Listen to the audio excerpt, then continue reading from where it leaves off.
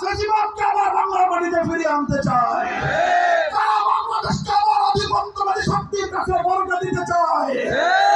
আমরা আবার দেখতে চাই প্রয়োজনে আবার জুলাই হবে, আবার বিপ্লব হবে, আবার আমরা রাজপথে স্লোগান তুলব, ইনকিলাব ইনকিলাব জিন্দাবাদ জিন্দাবাদ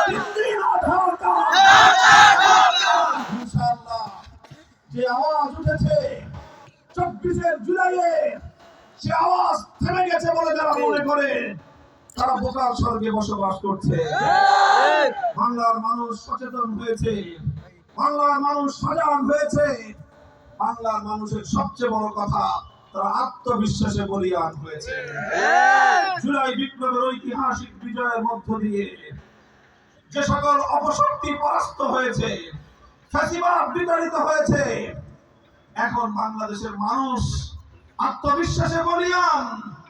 তারা মনে করে যে কোনো ভিনদেশী আধিপত্যবাদী শক্তি এবং তার এদেশীয় চর এবং এজেন্টদেরকে রুখে দেওয়া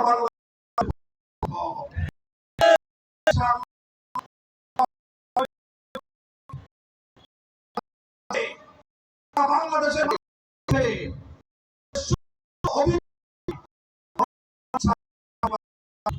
বাংলাদেশ জামায়াতে ইসলামী, জাতীয় নাগরিক পার্টি এনসিপি, বাংলাদেশ খেলাফত মজলিস সহ আমরা সবগুলো দল ঐক্যবদ্ধ হয়ে বাংলাদেশ পন্থার রাজনীতিকে অগ্রসর করে নিয়ে যাচ্ছি। দেশপ্রেম এবং ইসলাম আজ এক মোহনায় এসে মিলিত হয়েছে। আমরা ইনসাফের বাংলাদেশ গড়ে তোলার জন্য সামনের দিকে অগ্রসর হচ্ছি। শহীদ শরীফ ওসমান হাদিরা যে ইনসাফের জন্য একাধারে জীবন দিয়ে গেল, আগামী 12 ফেব্রুয়ারি ইনশাআল্লাহ ত্রয়োদশ জাতীয় সংসদ নির্বাচন এবং জুলাই সনদ বাস্তবায়নের লক্ষ্যে আয়োজিত এই গণভোটে ব্যালটে এবং আপনাদের এই আসনে আপনারা দাঁড়িপাল্লা মার্কাকে বিজয়ী করে ইনসাফের বাংলাদেশ গড়বার জন্য আপনারা ঐক্যবদ্ধ থাকবেন তো ইনশাআল্লাহ? ইনশাআল্লাহ।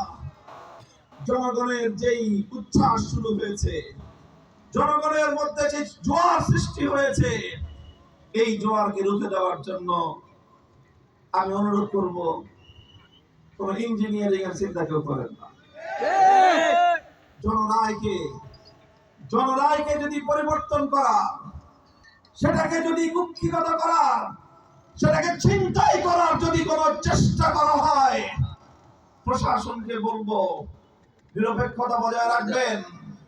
কোনোভাবেই কোনো কারণেই যেন নতুন কোন বাংলাদেশে কারচুপির নির্বাচনের কোন রেকর্ড এবং কোন আর নতুন করে কোন কলঙ্ক বাংলার মানুষ দেখতে চায় না। ইনশাআল্লাহ আগামী 12 ফেব্রুয়ারির ঐতিহাসিক ত্রয়োদশ জাতীয় নির্বাচন বাংলাদেশের ইনসাফ পন্থাকে, ইসলাম পন্থাকে বিজয়ী করবে ইনশাআল্লাহ।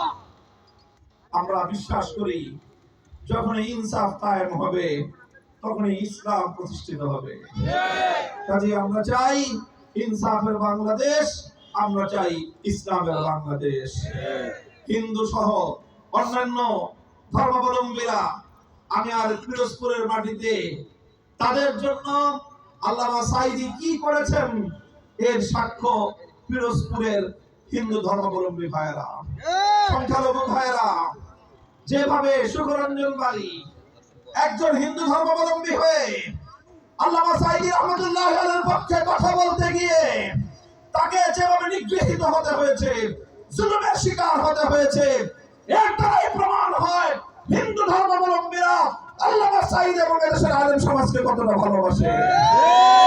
আগামী নির্বাচনে আবার তারা ব্যালটের মাধ্যমে তার নতুন করে প্রমাণ দেবে ইনশাআল্লাহ। ইনশাআল্লাহ 10 দলীয় ঐক্যের পক্ষ থেকে আলহামদুলিল্লাহ।